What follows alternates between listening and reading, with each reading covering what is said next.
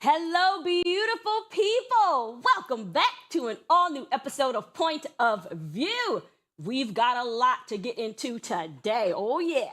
So stick around to see what's been trending. Here to help us break it all down, we have our amazing co-hosts, Crystal and Sade. Hi. Welcome. Coming up, Nicki Minaj takes the stage at the United Nations, calling for action to protect Christians in Nigeria, and the internet is split. Was this the right platform, or did Nicki cross a line? Later, we'll be back with Girlfriend's Guide and Mind, Body, and Soul, including a moment of self-reflection for all the ladies. If a man treated you the way you treat yourself, would you stay? That's a good question. Stick around for that one. We have a lot to get into today's show, so grab a seat, join the discussion. You're watching POV.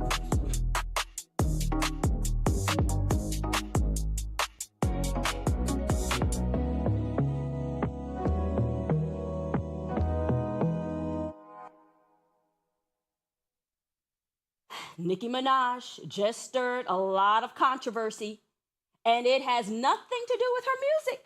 She took the stage at the United Nations to call out the persecution of Christians in Nigeria, and people were shook. Some are calling her a hero for speaking out, while others say she should have stayed in her lane, especially with Donald Trump weighing in. So, was this a bold move? Or should Nicki Minaj have just stayed in her lane? The internet is divided and the debate is heating up. Take a look. Nigeria, Christians are being targeted, driven from their homes, and killed. Churches have been burned.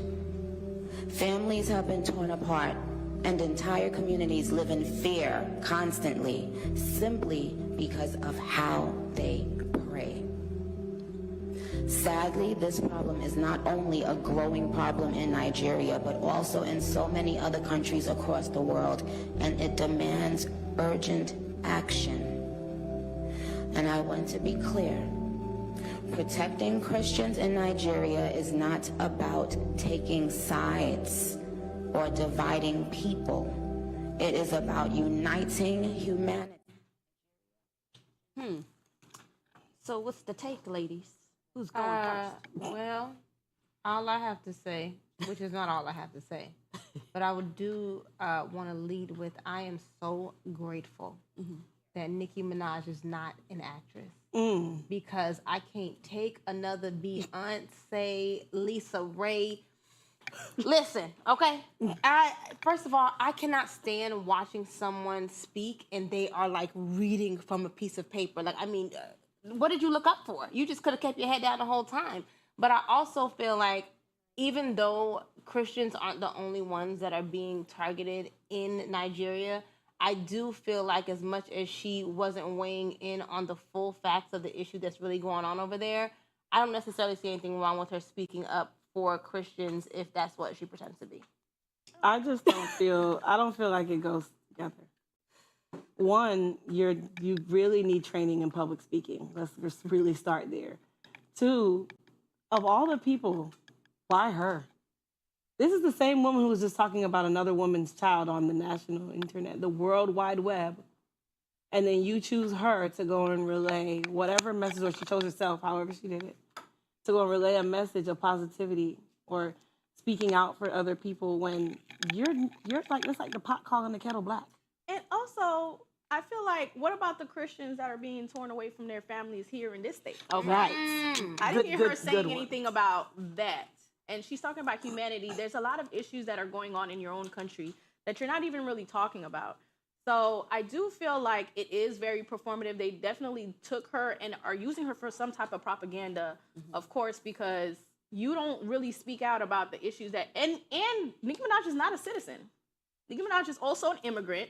So your people are being taken advantage of here in this country. And instead of speaking out about this injustice, and some of them are Christian as well, you're talking about something that you know nothing about. And so I don't think that that she should have spoken out, but it is good that people are actually like, okay, what is she talking about? And some people are actually doing their research because they know that anything that's connected to Trump is BS. It's not real. So they know for a fact that, okay, we don't know exactly what's going on. Now let us go actually do the research on exactly what's going on. So I think that at least there's a little silver lining from that, but not too much on it. I feel like they speaking threw about her it in is bringing attention to it. Yes. Yeah. I feel like they threw her in there it's really just for show. I just don't understand the reason. There's no meaning behind it for me. It just, nothing really fits here. And then at the end of the day, you know, I could tell word for word, you are literally reading something that someone wrote. This is not from the heart. There's nothing genuine about anything that she said there. So for me, I feel like it's going to relay really a negative message to the world. Because at the end of the day, you are already a negative person in your own country, where you are from. Yeah. Or where, like you said, she's an immigrant, but where she lives. You were just all over the web for negative things, not even a week ago, not even 2 weeks ago. So then why bring her to think that this is going to make a difference? I think she would be the perfect choice, you know, because at the end of the day, the media is always trying to push a Black narrative that really doesn't identify with Black people. I mean, it's the truth. So it is what it is. But y'all know I got to be a little bit messy. God is still working on me, keeping it across. What the heck has Nicki been in that house eating, baby? Listen. Because, listen, we know who is not on Ozempic. Okay. Oh my goodness! That's all I have to say. Oh my gosh! You know it has. I was just like, dang, baby. Like she is definitely an internet thug, because that's how they be looking at behind the camera. But you ain't came out the house in a year of Sundays. Well, back on topic. Had to add it in. I mean, we did hear, and we were talking about it via during pre-production. Yes. That it wasn't just the Christians who are being persecuted. It's other Muslims, everyone's being persecuted by the Boko Haram and other extremist groups. Now, people are feeling that Donald Trump weighing in on this is really about trying to get into Nigeria to take over. Wait, let me make sure I get it right. Burkina Faso, Mali, and Niger. So, because they're taking back their resources, they're taking back, from France, building their own infrastructures. They want their land to themselves, and this is becoming an issue, apparently, around different nations. So what do y'all feel about that? It's on brand for Trump. It's on brand for Trump. And then they also said that the reason Nicki is doing it is she has her own ulterior motives. One, she's not a U.S. citizen, so she may be doing it for citizenship. They said maybe she's trying to get her brother pardoned. Maybe she might be able to help with her husband's issues. So they're saying that there's a lot of things that Nicki Minaj may also be trying to take advantage of the situation.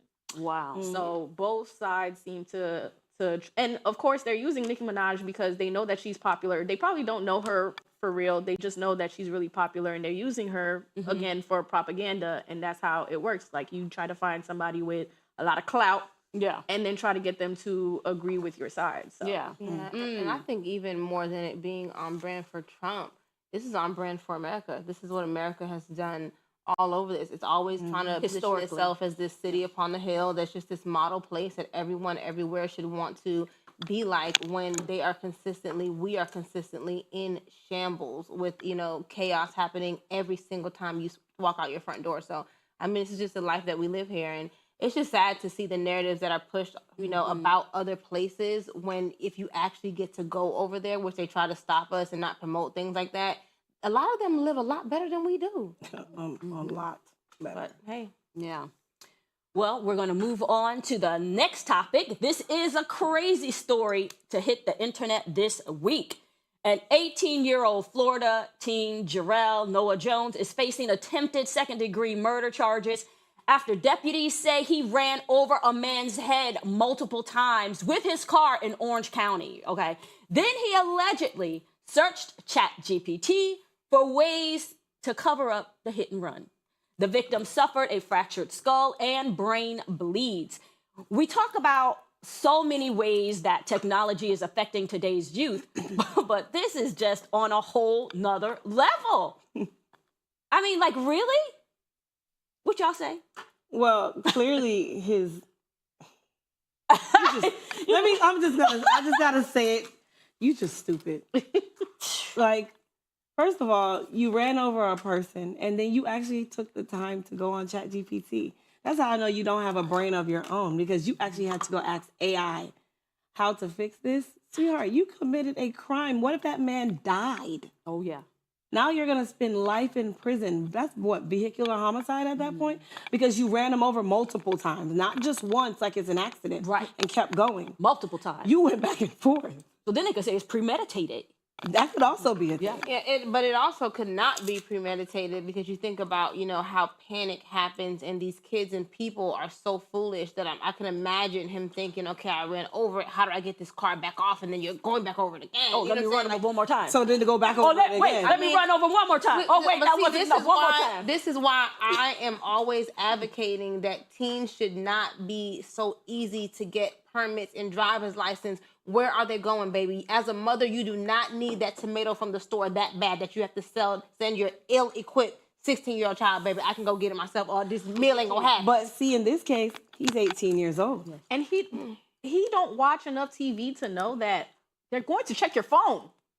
Why would you use your phone to try to cover it up? As a matter of fact, you should have got rid of that phone. Well, Chad also says it's not private either, especially when it comes to like crimes. It's not private. And I think that we should know that in this age of media, that everything is being checked. Everything is being watched. Everything can be pulled up. Right. Mm-hmm. So I just don't understand how a lot of people just don't understand that. Right. Well, we have to take a quick commercial break, but don't you move. Girlfriend's Guide and Mind, Body, and Soul are coming up right after this, so stay tuned. You're watching POV.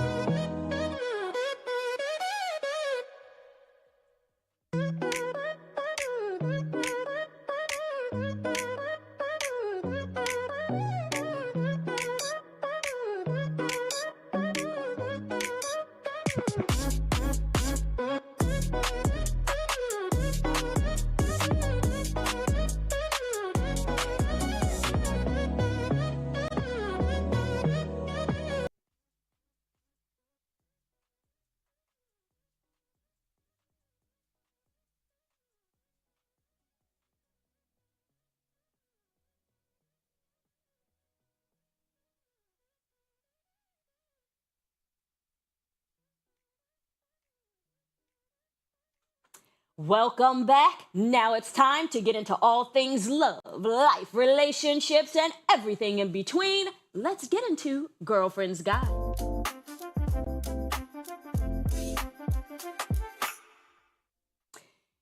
Is your relationship feeling distant, or is it just stuck in a rut?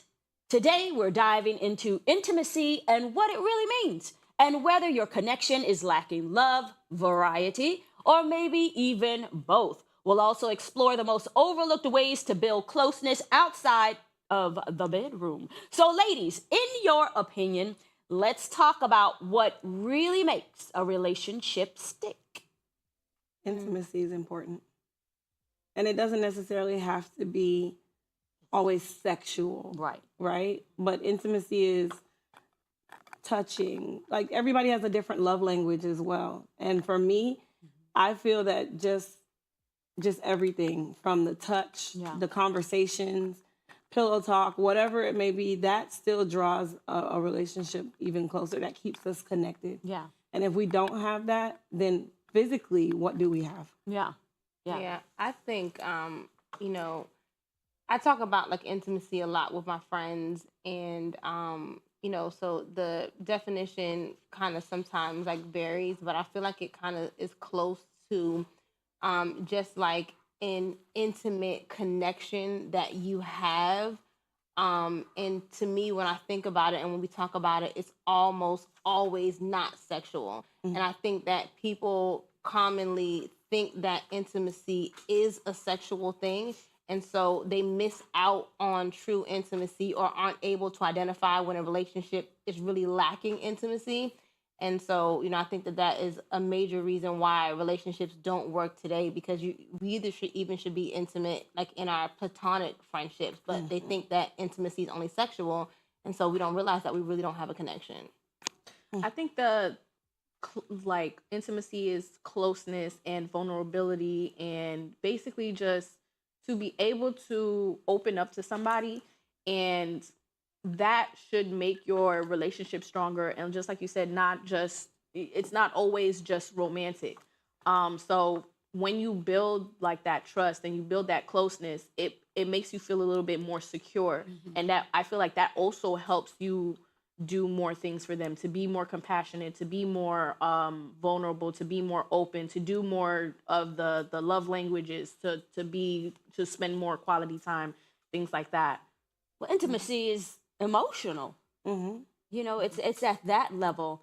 And I think that's when all the other, you know, different types of intimacies, you know, sexual intimacy can transpire in a way that feels loving, that feels protective, that feels good when it comes from that emotional place. And even the companionship. Like, I think those, like, for me, that's important. The emotional and the companionship, that type of intimacy really makes a difference. Yeah, and I think that like intimacy ultimately is being able to be seen and like being on the inside of someone and vice versa.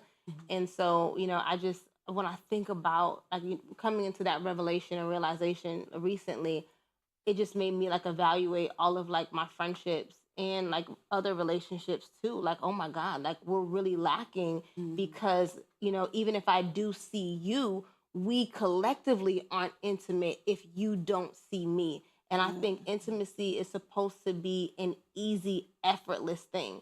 And, you know, once you kind of understand that, you can, you know, see when it naturally happens, and then you're like, oh my God, this is that. Do you think routine kills the passion? I mean, in romantic relationships? No, I don't. Routine, no? I'm not going to say routine kills it. You allow the routine to kill it. Okay. Right? So I'll use me and Andy as an example. Intimacy for us is we also do things like we play games. Like we literally get couple card games and ask each other questions. We've been together for however long. We've known each other for over 15 years. I feel like we know everything about each other, but do we really know everything about each other? Yeah. So doing little things like that allows us to stay connected, to stay grounded, for me to figure out things about him that I might not have known, or things that I might have even forgotten or taken for granted, and vice versa. So even with just intimacy in its entirety, holding hands. Yeah. Just having a phone call. Yeah. Hey, babe, how was your day? For a man, that's intimacy as well. On the opposite end, like for us women, we are creatures of touch and feel, right? That's why they say you should not have multiple partners as a woman, because we give our soul, right?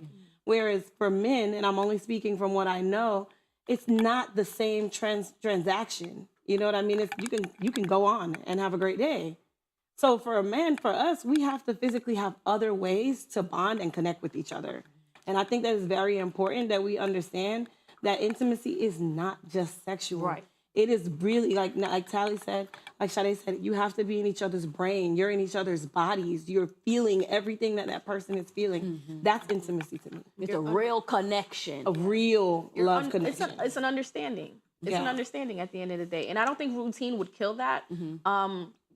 setting up a routine may enhance that. Because like if we set up a routine to every Friday night, we're gonna do this. Every Saturday night, or when you come home from work, when we're in bed, we're gonna talk about our week or speak about something, or we'll go somewhere. I think that is helpful. I think a lot of when people are thinking that routines are boring, I think they're usually talking about sex. Yeah, they're like, if we're planning sex, then that's kind of boring. But because everybody wants spontaneous sex. But I think routine could help with sex in general, because like if you feel better in your relationships and you are more vulnerable and intimate, then the sex would be much better than if you didn't have that. Well, what are the thoughts about if there is no sexual intimacy? Is a relationship still able to survive because you have that emotional, because if you have have all those intimacy. all those other intimacies, but not necessarily the sexual, if that was off the table? Yeah, I feel like if you have intimacy, Romantic relationship. Yeah. Sorry. Okay, No. I'm cutting you off. So you're no, but I feel like if you have intimacy, then you are connected. You are on the inside. So the way that shows up shouldn't really matter. Whether it is, if it blossoms into sexual, or in times where it's not sexual, like we are intimate. So there isn't a lack of intimacy because that is what we have. Because you can be sexual and not be intimate. Right. Yes. Right. Absolutely. I don't think that you have to be intimate, but it does depend on the person. Like some people do need physical touch and they do need sex and that is something that they want. And that is where you need to know your partner. Is that something that your partner requires? If that's something that they really do need, then even though you have intimacy, you're going to need to have the physical part too, depending on your partner. Some partners don't mind, okay, as long as I have the emotional intimacy, then we don't need to always do that. You know what I mean? And that goes into compatibility, and that's where people need to start dating correctly. Know your partner. Yes. Know yourself. Know yourself. Moving into our final segment of the day, this is the part of the show where we take a moment to pause and reflect on what really matters. A moment to take a look within ourselves. Welcome to Mind, Body, and Soul.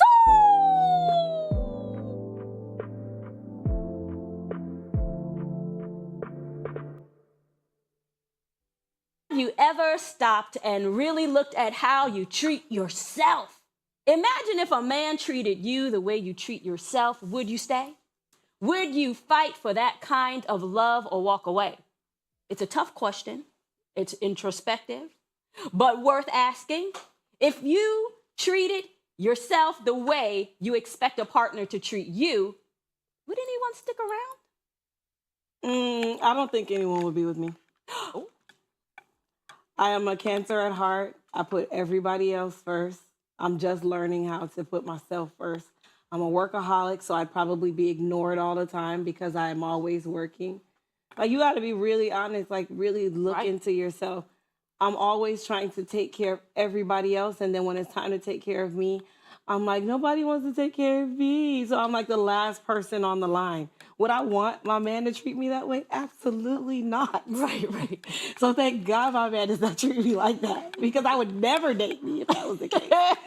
So I have good to and honest. say first that I don't think it has anything with to do with you being a Cancer, because I know people, if we're going by the zodiac, which I no longer subscribe to, but if we're going by that, I know Cancers that completely love themselves and put themselves first. I am in Aries, if I was going by that, and I am completely just like you, and I'm not a Cancer, but I'm selfless, and I give and give and give, and I put myself last, and I overwork, and it's always on to the next thing. So, I just wanted to preface that by saying I don't think it has anything to do with the Cancer, but just kind of who you are. But I had that conversation today as well, and, it's a really hard pill to swallow. And so I'm working on like showing up for myself. Like I really grew up in church early, and I remember being 10, 11, and they taught me Jesus first. Joy stood for Jesus first, others second, yourself last. And I put myself last every single day of my life since I learned that. And so I definitely would not want to be with someone that treated me the way that I treat myself, because I come last. I can agree. I can't agree with y'all. I'll be outside with a boombox. I'll be outside with a boombox. Baby, please. Oh my God.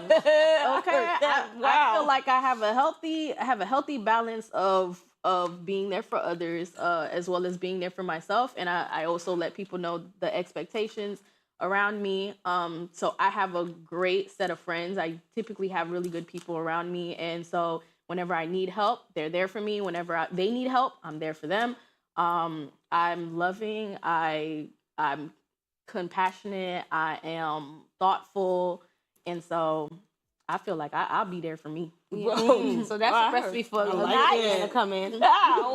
That's a wrap for today's episode. But before we go, we'll leave you with the quote for the day. Treat yourself the way you want to be treated, and the right people will follow your example. Thanks for hanging out with us on POV Monday through Friday, Afro TV.